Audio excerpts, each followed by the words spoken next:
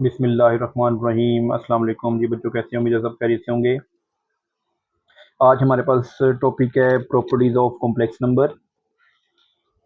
देखते हैं जी, सबसे पहले हमारे पास आती है क्लोजर प्रॉपर्टी अंडर एडिशन, और यहाँ पे भी क्लोजर प्रॉपर्टी है लेकिन वो अंडर मल्टीप्लिकेशन की है। पहले एडिशन की देखते हैं। कहते हैं for any two complex number z1 and z2 the sum z1 z+2 is also complex number. यानी कि अगर कहते हैं दो आपके पास कॉम्प्लेक्स नंबर पड़े हो, एक z और एक z1 और z2, तो अगर आप उनको प्लस करवाते हैं तो हमारे पास क्या होता है, वो कॉम्प्लेक्स नंबर जाता है। इसी तरीके से वो कहते हैं कि अगर आप for any two complex number z1 and z2 the product z1 z2 is also complex number, कि अगर आपके पास z1 z2 दिया हुआ है तो उनको जब आप मल्टीप्लाई करवाएंगे तो वो भी हमारे पास क्या रहेगा, कॉम्प्लेक्स नंबर। फिर हमारे पास आती है जी कम्यूटेटिव प्रॉपर्टी। कहते हैं for any two complex number z1 and z2, यानी देखिए z1 है प्लस z2 है तो हमारे पास राइट साइड पे आ जाएगा z2 प्लस 1, तो दोनों का आंसर क्या होगा, सेम है। यानी कि आप इतना कर सकते हैं, अगर आपके पास लेफ्ट साइड पे 2 प्लस 3 है तो राइट पे 3 प्लस 2 होगा, मीन्स की सेम वैल्यू होगी, लेकिन उनकी जो रिप्लेसमेंट है जगह है वो आगे पीछे हो जाएगी। सेम इसी तरीके से मल्टीप्लिकेशन में क्या कहते हैं कि for any two complex number z1 and z2, तो क्या होगा, z1 को मल्टीप्लाई करवाया 2 के साथ और इस साइड पे पहले z2 आ गया और फिर 1, जैसे 2 3 द 6 और 3 टू द 6। फिर है जी एसोसिएटिव प्रॉपर्टी। कहते हैं for any three complex number, अब इसमें तीन आ गए हैं, z1 z2 एंड z3। अब वो कैसे करना है आपने देखें, z1 प्लस 2 z2 इंटू, अब ब्रैकेट में कर दिया, प्लस z3, जबकि राइट साइड पे क्या है, z1 plus into z2 plus z3।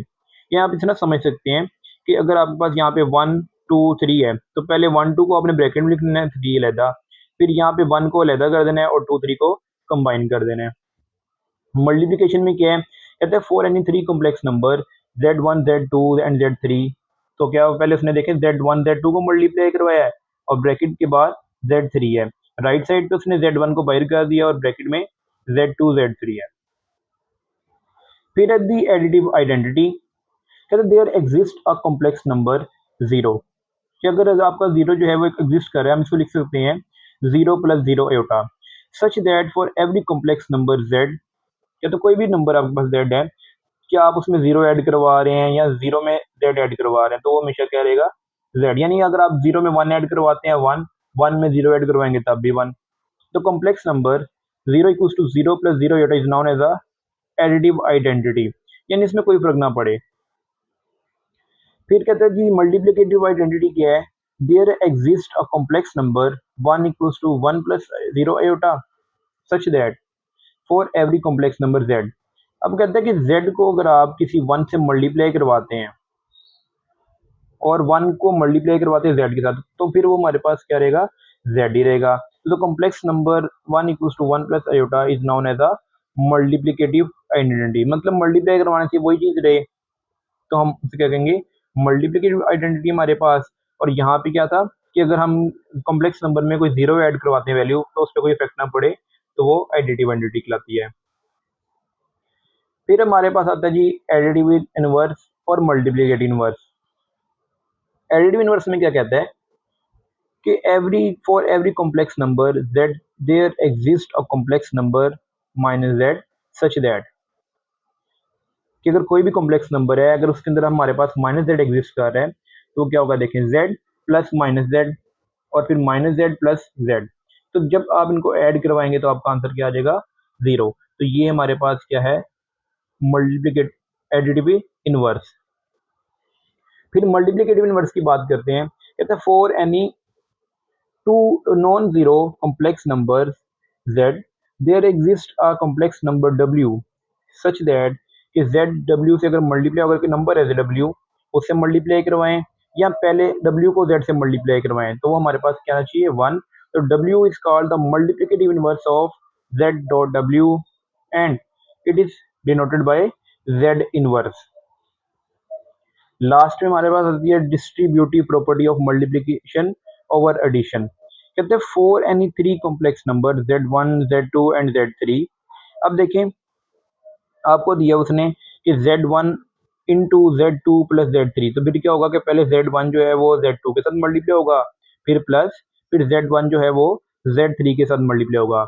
इसी तरीके से उसने ये किया, Z1 और Z2 को पहले रख दिया और Z3 को बाद में।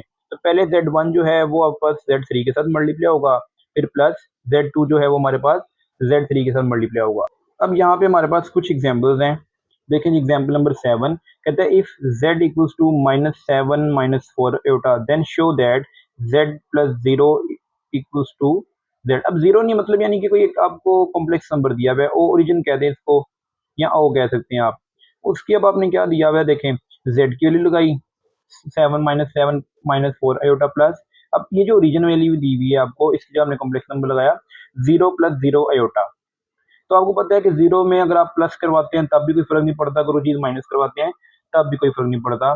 तो जब हमने इसको प्लस माइनस करवाया तो हमारे पास वैल्यू वही रही, तो ये हमारे पास इसके बराबर थी Z। तो यही हमने शो करवाना था। तो फिर कहते हैं zero is the additive identity.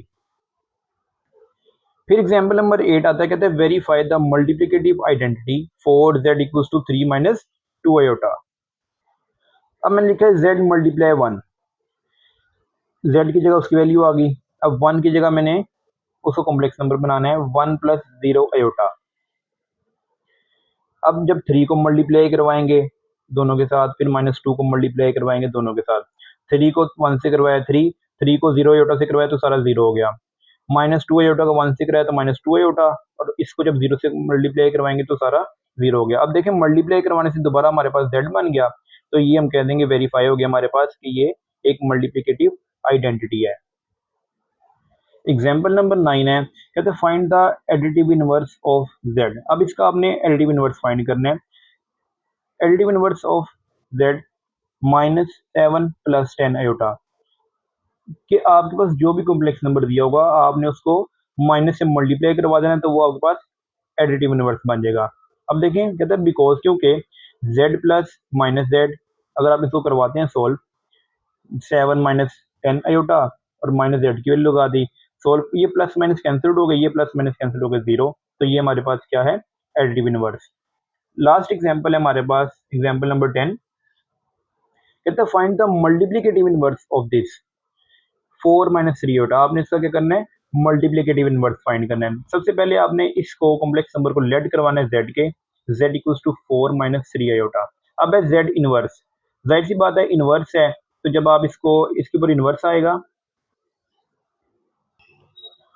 Inverse के लिए आपने क्या करना है, अब देखिए इनवर्स है, अब इसको तो हम सोल्व नहीं कर सकते, तो मैंने क्या किया इनवर्स खत्म करने के लिए इसको मैं डिवाइड में ले आया। अब ये जिस तरह हमने डिवीजन मेथड किया था, to multiplication in complex numbers का, सेम उसी तरीके से आपने इसे सोल्व करना है।